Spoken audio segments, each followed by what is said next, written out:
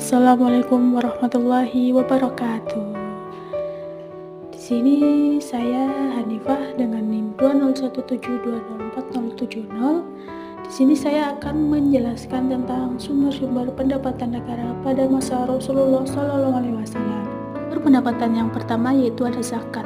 Zakat sendiri merupakan salah satu dari 5 rukun Islam dan merupakan kewajiban sosial bagi setiap muslim yang mampu secara finansial. Zakat berasal dari kata zakah yang berarti tumbuh, mensucikan, atau memurnikan. Zakat adalah bentuk sumbangan atau sedekah wajib yang diberikan oleh orang Islam kepada orang yang berhak menerima, yaitu 8 asnaf. Selanjutnya yaitu ada ghanimah. Ghanimah merupakan pendapatan negara yang didapatkan dari hasil kemenangan dalam peperangan. Distribusi hasil ghanimah secara khusus diatur langsung dalam Al-Quran Surat Al-Anfal ayat 41, di mana 4/5 dibagi kepada para prajurit yang ikut dalam perang, sedangkan 1/5-nya sendiri diberikan kepada Allah, Rasulnya, karib kerabat Nabi, anak-anak yatim, kaum miskin, dan ibnu sabil. Dalam konteks perekonomian modern seperti sekarang, pos penerimaan ini boleh saja menggolongkan barang sitaan akibat pelanggaran hukum antar negara sebagai barang ghanimah. Yang ketiga ada usur. Usur adalah pajak yang dikumpulkan dari hasil perdagangan dan bisnis yang dilakukan oleh warga negara di negara Islam. Selanjutnya yaitu ada fai. Fai adalah sama dengan ghanimah, namun perbedaannya ghanimah diperoleh setelah menang dalam peperangan, sedangkan fai tidak dengan pertumpahan darah. Menurut Muhammad Nejatullah Siddiqi, harta fai adalah pendapatan negara selain dari zakat, jadi termasuk di dalamnya yaitu kharaj, jizyah, ghanimah, usyur, dan pendapatan-pendapatan dari usaha komersil pemerintah. Definisi ini lebih mempertimbangkan kondisi ekonomi kontemporer saat ini, yang strukturnya cukup berbeda dengan keadaan pada masa Rasulullah. Selanjutnya yaitu ada jizyah. Jizyah sendiri merupakan pajak yang hanya diberlakukan bagi warga negara non-muslim yang mampu.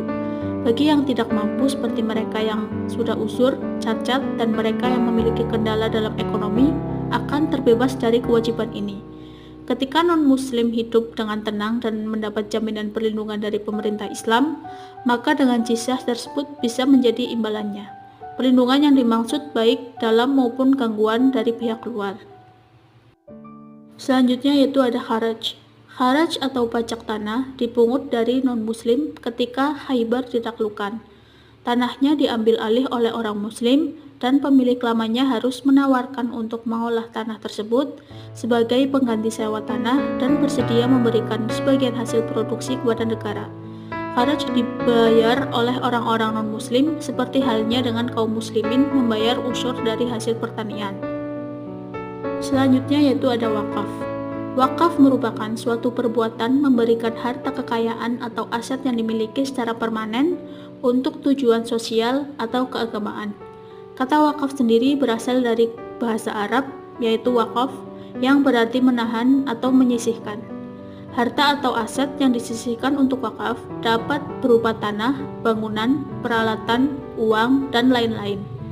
Aset tersebut tidak dapat dijual, diwariskan, atau dipindah tangankan ke orang lain, dan harus digunakan untuk tujuan yang ditentukan oleh pemberi wakaf. Yang terakhir ada infak dan sedekah. Infak dan sedekah merupakan pemberian sukarela rakyat demi kepentingan umat untuk mengharapkan ridho Allah Subhanahu wa Ta'ala semata. Namun, oleh negara dapat dimanfaatkan untuk melancarkan proyek-proyek pembangunan negara. Penerimaan ini sangat bergantung pada kondisi spiritual masyarakat secara umum. Dan pembahasan materi mengenai sumber-sumber pendapatan negara di masa Rasulullah SAW dari saya. Kurang lebihnya saya mohon maaf. Wassalamualaikum warahmatullahi wabarakatuh.